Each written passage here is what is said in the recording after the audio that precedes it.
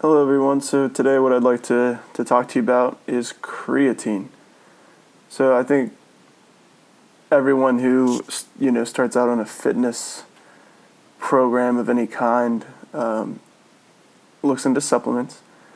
To me, creatine is one of the most common supplements. I think there's a lot of misinformation out there about it. So we'll start with what is creatine. So creatine is naturally produced in the body.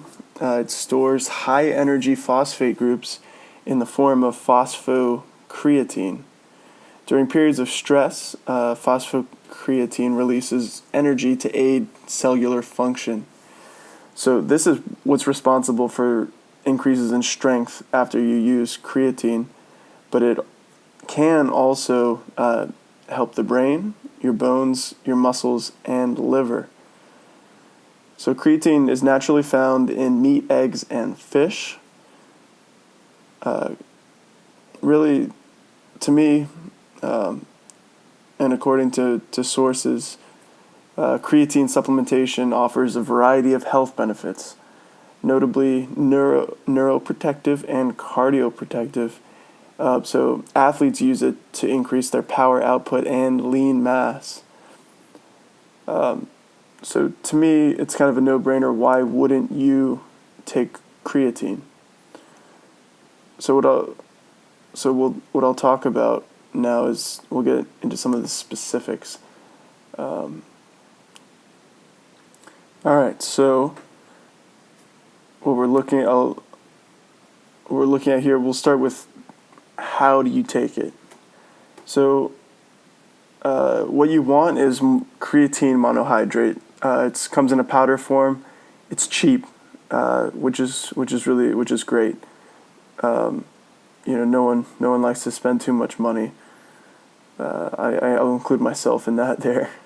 So basically, what's recommended is to take about 5 grams of creatine a day. That's what I do. I've definitely. It's a little bit. It makes it a little bit easier to put on weight, which is nice. And it also increases your strength as well. Some bad things about creatine: if you don't drink enough water, your stomach can cramp. If you take too much at one time, diarrhea and nausea can happen. But if you're taking 5 grams a day, you can take that 5 grams at one time, and it's not going to hurt you. To me, I mean, I've never had any issues taking creatine. So the main benefits of taking creatine are an increase in your muscle creatine content, obviously. So you take creatine, you're going to have more creatine in your body. There's a huge increase in power output. According to examine.com, it can cause a 12% increase in strength, which I think is pretty impressive. As I mentioned earlier, it makes it a lot easier to gain weight.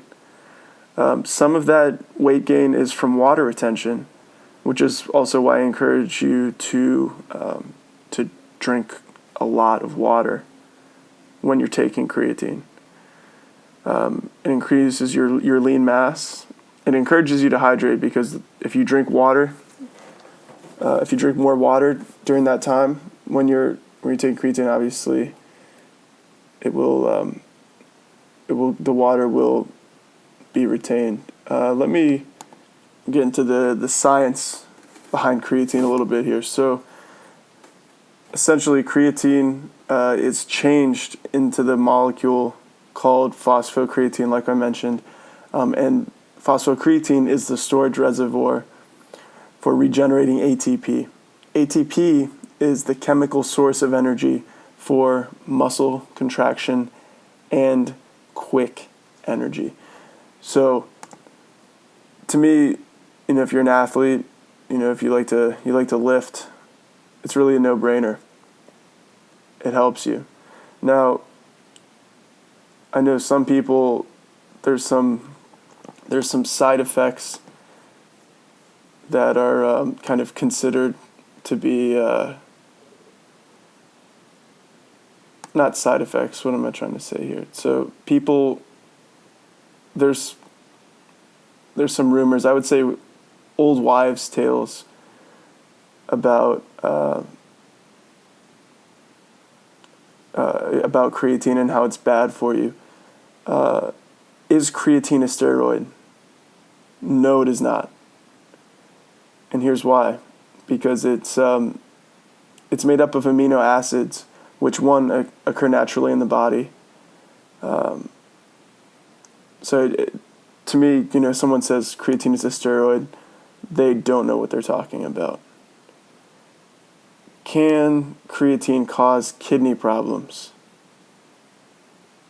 Yes. If you take a ridiculous amount of creatine.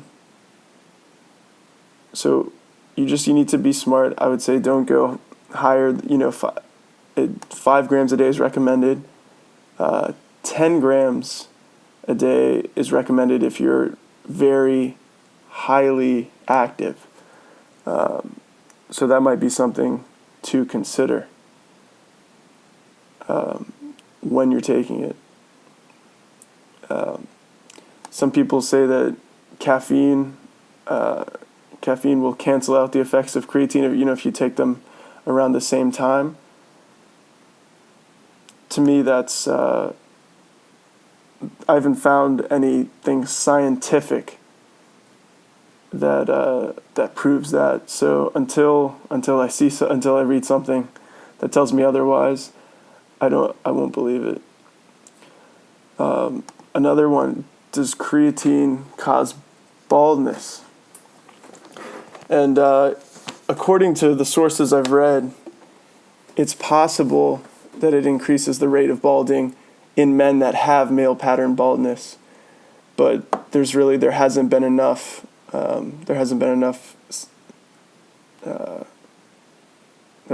research done about it.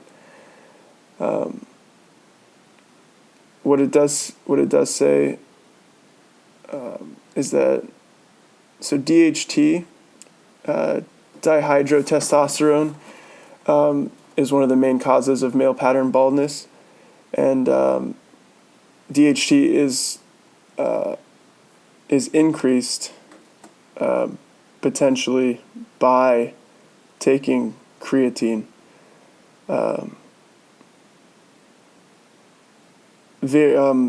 So in a study done on male rugby players, it increased DHT anywhere from 40 to 56%. The lower amount was with the 5 grams daily usage that I recommended. So, can it cause male pattern baldness, or does it cause male pattern baldness? No, but it can kind of increase those. If you already have male pattern baldness, it might make it a little bit worse. So something to consider if you might like to start using creatine. So to wrap it up, in my opinion, I'm not a doctor. Definitely consult your doctor before going and using creatine. I think that covers my ass legally. I'm not qualified to be giving you any of this information, but I have done my research. In my opinion, if you are a serious athlete, it makes sense to use creatine. So I recommend it. I recommend 5 grams a day. And get out there and have fun, guys. Lift some weights. I think the best way to take creatine is to throw it in your post-workout protein powder. There's no real scientific evidence that says there's a better time of the day to take creatine. So just take it when you can. Be sure to keep hydrating. I drink a gallon of water a day. So if you're taking creatine, make sure you're hydrated. And stay cool out there, everybody.